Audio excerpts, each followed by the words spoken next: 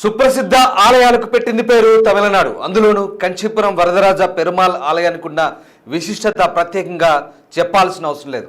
ఇక్కడి బంగారు వెండి బల్లులను తాకేందుకు లక్షల మంది భక్తులు క్యూలు కడుతుంటారు. బల్లి దోషాలను నివృత్తి చేసే సుప్రసిద్ధ క్షేత్రంగా దీనికి పేరుంది. అయితే ఈ ఆలయంలోని బంగారు వెండి విగ్రహాల తాపడాలను మార్చినట్లు అనేక వార్తలు వచ్చాయి. దీనిపై ఆలయ అధికారులు స్పందించారు. ఇంతకు బంగారు వెండి బలులపై వారు ఏమన్నారో ఈ స్టోరీలో తెలుసుకుందాం. తమిళనాడు అంటేనే ఆధ్యాత్మికత ఉట్టిపడుతోంది. అనేక ప్రసిద్ధ పుణ్యక్షేత్రాలు ఈ రాష్ట్రంలో ఉన్నాయి. ఈ రాష్ట్రంలోని ప్రధాన ఆలయాలకు మన తెలుగువారు కూడా అధిక సంఖ్యలో వెళ్తుంటారు.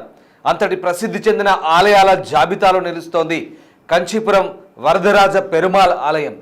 ఇక్కడ ఉన్న బంగారు వెండి బల్లులను తాకితే తమకు బల్లి దోషాలు తొలగిపోతాయని హిందువుల విశ్వాసం. అయితే ఈ ఆలయంలో ప్రస్తుత పునరుద్ధరణ పనులు జరుగుతున్నాయి.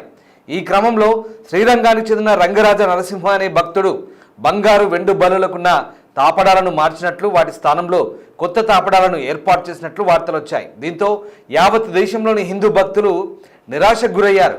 పురావస్తు నేపథ్యం ఉన్న ఈ ఆలయంలో ఇలా జరగడం చాలా బాధాకరమంటూ విచారం వ్యక్తం చేశారు.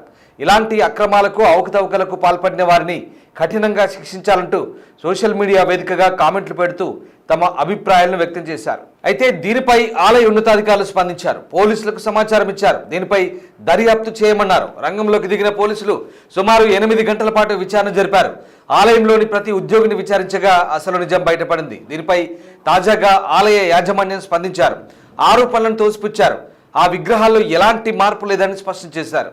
ఆలయంలోని బంగారు వెండి బల్లుల విగ్రహాలు సీలింగ్కు అలాగే ఉన్నాయని తెలిపారు.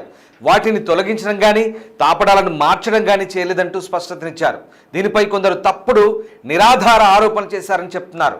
ఇలా తప్పుడు ఆరోపణలు, అసత్య ప్రచారం చేసిన వారిపై న్యాయపరమైన చర్యలు తీసుకుంటామంటున్నారు యాజమాన్యం. దీంతో హిందూ భక్తులు ఊపిరి పీల్చుకున్నారు.